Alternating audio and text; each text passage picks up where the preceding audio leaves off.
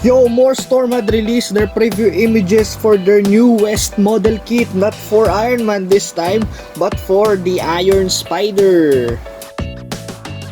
So Iron Spider with these mechanical arms, and I think it includes some accessories like this one.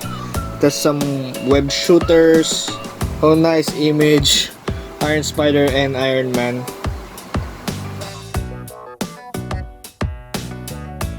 More close-up looks to see the details of this model kit. Deactivate instant kill mode.